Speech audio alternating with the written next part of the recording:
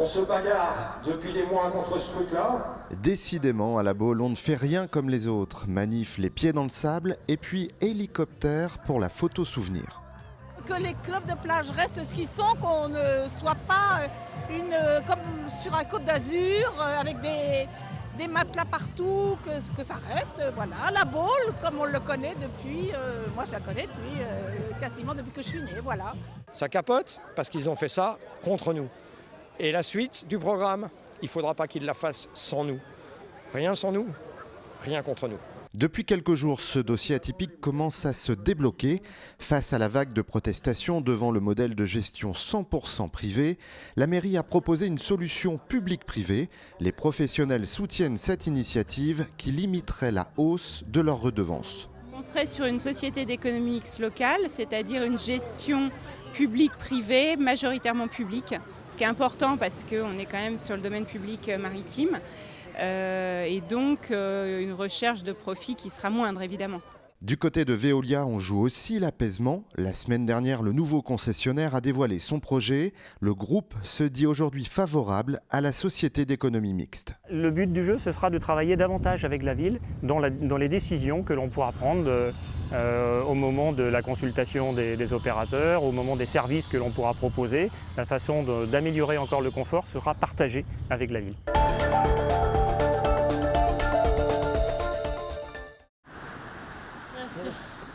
Je mets en PLS. Cet été, ils vont peut-être sauver des vies ou rassurer les vacanciers. Formation intensive à la Turballe pour les sauveteurs en mer. La SNSM prépare ses équipes. 4 jours d'exercice en situation réelle. Être sauveteur en mer à la SNSM, c'est pas être sauveteur dans Alerte à Malibu. Il y a une condition physique minimum à avoir, mais c'est aussi avoir des qualités de réflexion, des qualités d'analyse des situations pour anticiper le risque et ne avoir à se mettre à l'eau pour intervenir le moins possible. Là, il n'y a pas beaucoup de conditions, mais quand il y a un peu plus de vagues, un peu de shore break, faut savoir bien gérer les courants, la vague, etc. Et puis bon, là, faut avoir aussi une petite condition physique pour remonter une victime. Les secouristes ont des profils sportifs, ils sont plutôt jeunes. Ils ont aussi les pieds sur terre et la tête sur les épaules, car c'est une mission qui demande un grand sens de l'engagement. En fait, une fois qu'on est validé, on est sauveteur, on a la vie des gens entre nos mains. Donc ouais, c'est une grosse responsabilité. On le prend à cœur et on donne tout. J'ai envie de dire, un bon nageur en piscine ne fait pas forcément un bon sauveteur. Donc ce sont des gens qui ont envie de aussi porter secours, de se rendre utile. Et je pense qu'avant tout, il faut qu'ils aient aussi ce plaisir de la mer. Le dernier jour, là, ça va vraiment m'aider à me sentir prête, je pense. Oui.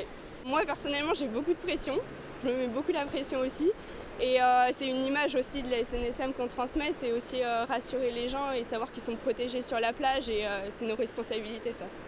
Dans les prochaines semaines, c'est le grand bain. Les 1300 nageurs sauveteurs de la SNSM vont rejoindre leur poste de secours en Méditerranée, sur la Manche et sur les plages de l'Atlantique.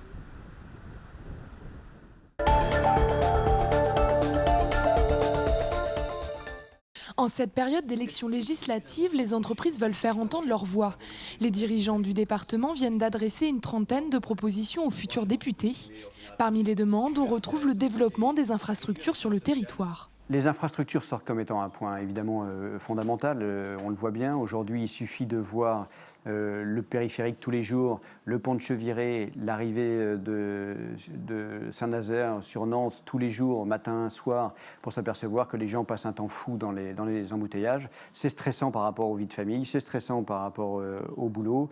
Ça développe une perte d'efficacité économique. Les chefs d'entreprise souhaitent également réduire les charges sociales qui pèsent sur les salariés, fusionner contrats professionnels et contrats d'apprentissage et mettre en place un stage obligatoire annuel dans les PME pour l'ensemble des parlementaires.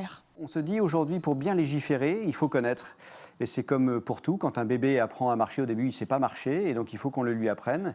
Eh bien nous, on dit, les hommes politiques sont susceptibles de pouvoir mieux apprendre si jamais ils viennent dans l'entreprise régulièrement, une fois par an, ou dans des associations, ou dans la société civile de manière générale, pour pouvoir comprendre comment ça marche, voir les points de problématique et pouvoir ensuite mieux en parler et mieux défendre les projets de loi. Avec ces propositions, les chefs d'entreprise ont un seul objectif, favoriser l'emploi et le développement économique du territoire.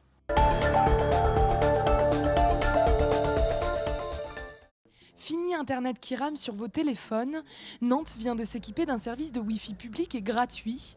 Parmi les lieux choisis, on retrouve le parc des Chantiers, le jardin des Plantes ou encore la place du commerce. Le choix de ces différents lieux, ils ont été motivés par le public cible qu'on essayait d'avoir, c'est-à-dire qu'on veut des touristes, on veut des jeunes qui se divertissent ou qui travaillent pour leurs études, on veut le professionnel qui, pendant sa pause déjeuner, ou la personne qui arrive de Paris, qui veut une continuité de service, on va dire, dans son accès à Internet.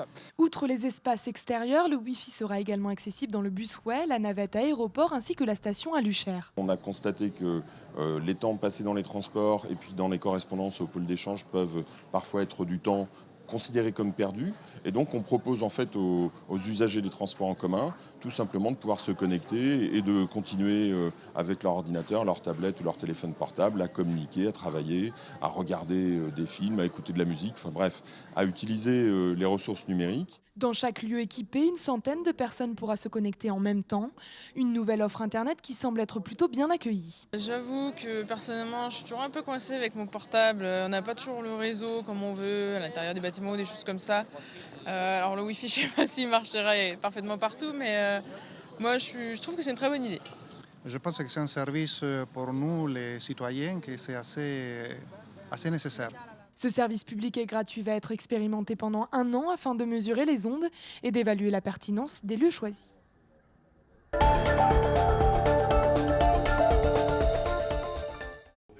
Dans le département, la nécessité de construire des logements sociaux semble faire consensus. Mais entre les candidats aux législatives, la façon de procéder diverge. Entre des conceptions très jacobines, très girondines, certaines qui sont, qui prônent des dispositions excluantes et d'autres qui prônent des dispositions qui permettent d'accueillir le plus grand nombre dans les logements sociaux.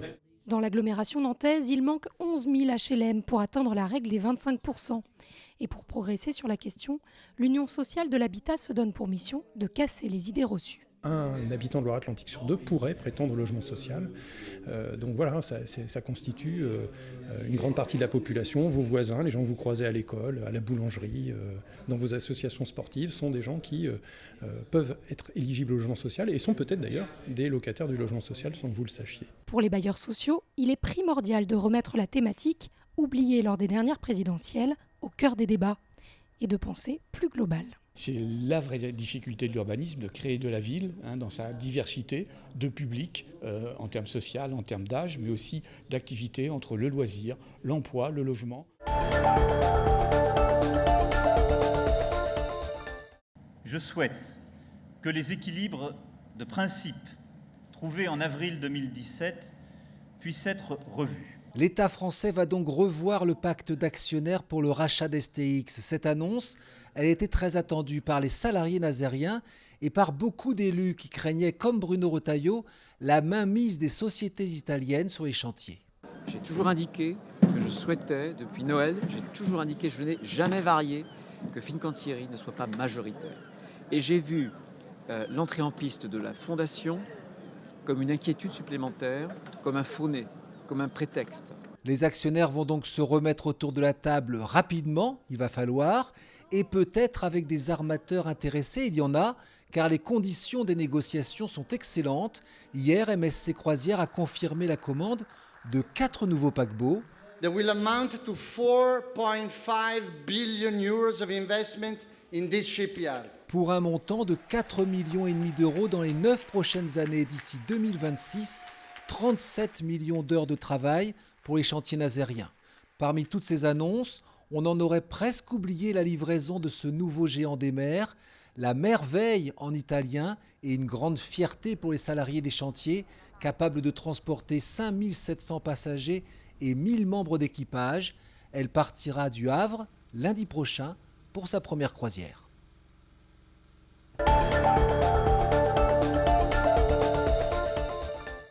Voilà le hangar tel que je l'ai découvert en 2006, donc un lieu avec la Loire sur le côté, aucune sécurité et le bâtiment ici perdu au milieu de la friche de végétation qui existait sur le côté. Une friche industrielle un peu glauque, un bâtiment vide de 8000 m² d'un seul tenant, avec même un arbre qui pousse sur le toit.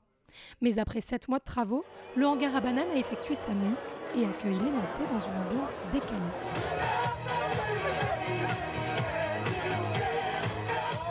2007, l'objectif est d'en faire un lieu à l'espagnol. Il fallait absolument trouver des bars, des restaurants côte à côte et le côté sympathique de pouvoir passer d'un lieu à un autre. Et pour les cafetiers, le pari est réussi. C'est super, on travaille toujours aussi bien qu'au départ même. Oh, c'est pareil, parce qu'au début ça a été fort. Les Nantais ont répondu tout de suite présent. Le week-end et le soir et en été, il y a beaucoup de monde sur le hangar. Paradis des jeunes noctambules, le Quai des Antilles cherche aujourd'hui à élargir son public. Après la App Galerie, il y a quelques années, est venu s'adjoindre au site le Théâtre Sans Nom pour amener une offre différente avec une clientèle différente. Parmi les axes de progrès, les professionnels citent une meilleure desserte du lieu et une plus grande sécurité.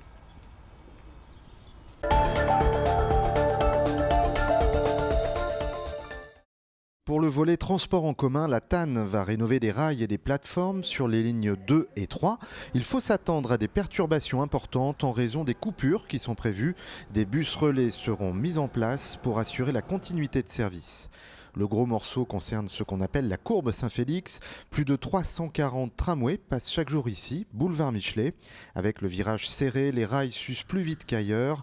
Ils seront remplacés. Attention, déviation à prévoir, le carrefour sera totalement fermé à la circulation du 17 juillet au 27 août.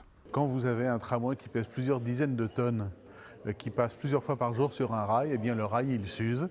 La plateforme qui soutient le rail s'use également. C'est pour garantir la durabilité et la fiabilité et la performance du service public que nous sommes obligés en période estivale, parce que c'est encore là que ça gêne le moins, de faire des travaux de rénovation importants. Par ailleurs, les travaux continuent boulevard Charles Gauthier pour prolonger le chronobus C3. Pagaille garantie pour les automobilistes qui circulent sur 2 fois une voie seulement. Dans le secteur de la gare, on en est aussi aux grandes manœuvres pour les réseaux de gaz et d'eau potable. Enfin, les ponts Clémenceau, Trois-Continents et Willy-Brandt vont également être rénovés. Le premier critère, c'est la sécurité, bien sûr. Par exemple, on va être obligé de refaire des joints sur 3 ponts qui permettent de passer la Loire, parce que si on ne refait pas ces joints pendant la période estivale, ils risquent de claquer pendant l'hiver, et là on est obligé de fermer complètement le pont pendant un certain temps. Donc évidemment, là vous imaginez bien la gêne que ça peut avoir pour les usagers. Nantes Métropole et la TAN ont mis à jour leur site internet. On y retrouve les détails de ces grands chantiers d'été.